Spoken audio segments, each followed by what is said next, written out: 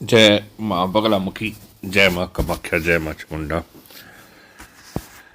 जय माँ काली। ब्रजेश वशिष्ठ का सबको नमस्कार, माँ की तरफ से आशीर्वाद। दोस्तों, बहुत सी ज्योतिष विद्याएं, अंक ज्योतिष, नक्षत्र नाड़ी, वैदिक ज्योतिष, बहुत सी ज्योतिष की अपनी अपनी विद्याएं। उन सब में ज्योतिष का आना और ग्रहों के बारे में पता होना बहुत ज़रूरी है। परंतु एक ज्योतिष है रमल। इसको रमल विज्ञान भी कहते हैं। और हमारे जिनकी आप देख रहे हो आदरणीय श्री चंद्रकांत जी शिवाले, जो पूना से हैं, पिछले 25 से 30 साल से ये रमल प्रवेश के नाम से एक बुक भी है, इनकी किताब है, और ये रमल ज्योतिष सिखाते हैं। अब ये रमल ज्योतिष है क्या?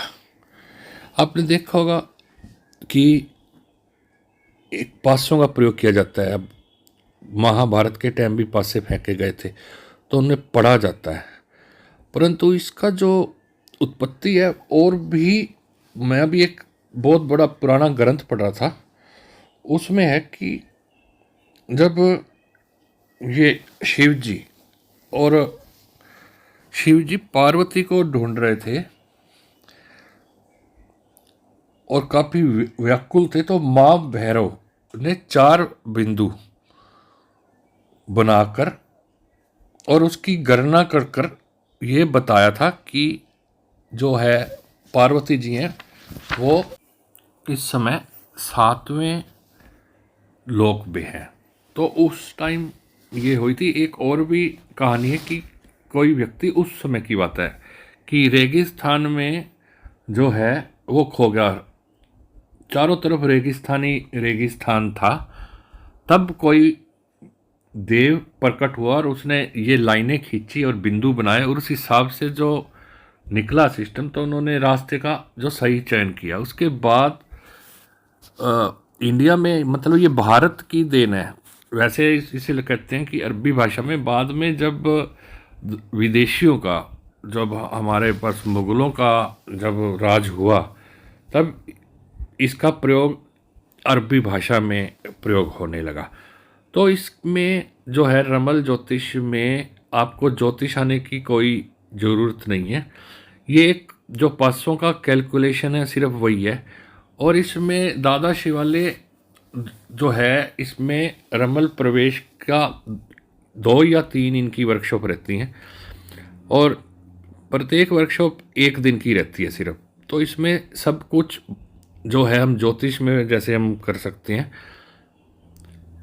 विवाह होगा या नहीं होगा, बिजनेस का हर सवाल का जवाब इसमें दे सकते हैं। मैं आपको आगे दिखाऊंगा इसके बारे में क्या क्या होता है। और इसके अंदर कोई, मतलब ये कोई स्पेशल वाला सिस्टम नहीं है कि सबको आता है जो भी सीखता है रमल ज्योतिष का। ये बहुत अच्छा जो है कंसेप्ट है, मैंने भी सीखा है काफ़ी, उसमें करता हूँ मैं। अब ये देखिए रमल पर्शन ज्योतिष, इसमें दादा शिवाले जो है कार्ड देते हैं आपको। इसमें कार्ड रहते हैं और इन कार्ड से आप पर्शन लगन लगा सकते हो। जो इसकी कैलकुलेशन वो सिखाते हैं। अब आने वाले सम्मेलन में, जो जून में हमारा सम्मेलन होना है, तो दादेश वाले इसके बारे में आपको ज़रूर बताएंगे। कार्ड है और उस पर हम लगा सकते हैं, उसमें 500 की भी कोई ज़रूरत नहीं होती। देख रहे हैं आप रमल प्रवेश, ये पासे दिखाई दे रहे हैं, इसी से ही जो है सारा प्रोग्राम चलता है। अब आप देख रहे हैं ना, इस तरीके से पासे दिए जाते हैं, और ये भी वर्कशॉप के बीच में ही रहते हैं। किताब, ये पेन, कॉपी, सब कुछ बीच में रहता है। और इस पासों को हम जैसे ही हाथ पे अपना इष्ट देवता का नाम लेकर नीचे डालते हैं किसी वस्तु पे, मतलब कि मेज़ पे या कोई फट्टी अलग से, जैसे कि टैरो कार्ड वालों का बॉक्स रहता है, इस प्रकार से ये देख रहे हैं आप, इस प्रकार से टेबल बनेगी और यही सिखाएंगे। और उसी के साथ साथ आपको ये साथ के साथ रिजल्ट मिल जाता है। कोई सॉफ्टवेयर की ज़रूरत नहीं है किसी ज्योतिष की ज़रूरत नहीं है, कोई ग्रह याद करने की ज़रूरत नहीं है। सिर्फ ये जो पासे हैं इसके ऊपर जो डॉट बने हुए हैं वो किस में कितने कितने डॉट रहते हैं, बस उतना ही है।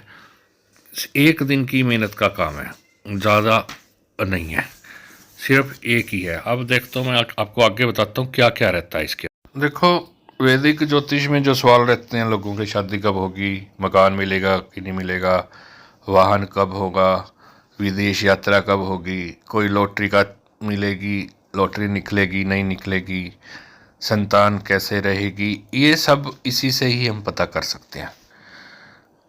बिल्कुल इसी से हर सवाल का आपको जवाब मिल जाएगा। बीमार है तो वापस कब आएगा, सेहत कैसे ठीक होगी नहीं होगी, इसमें हाँ और ना का जवाब आ जाता है। और हो सकता है शायद उपाय भी हों, परंतु हाँ और ना का जवाब आपको साथ के साथ मिल जाएगा इसमें। तो ये आने वाली जून में हो सकता है, पंचकुला में 22-23 के बाद दादा शिवालय की वर्कशॉप हो, क्योंकि वो 22-23 को जो ज्योतिष यज्ञ है उसमें आ रहे हैं पंचकुला में। तो हो सकता है डेट रख दे वो, आप मेरे से संपर्क कर लेना जिसने भी सीखना हो पंचकुला में। पूना में उनकी वर्कशॉप रहती है, दिल्ली में उनकी वर्कशॉप रहती है, और ऑनलाइन भी उनकी वर्कशॉप रहती है। अब एक मैं खुद नक्षत्र नाड़ी सिखाता हूँ, परंतु मैं इतनी तारीफ इसलिए कर रहा हूँ कि वाकई में ही वो तारीफ के काबिल है। जय माता दी।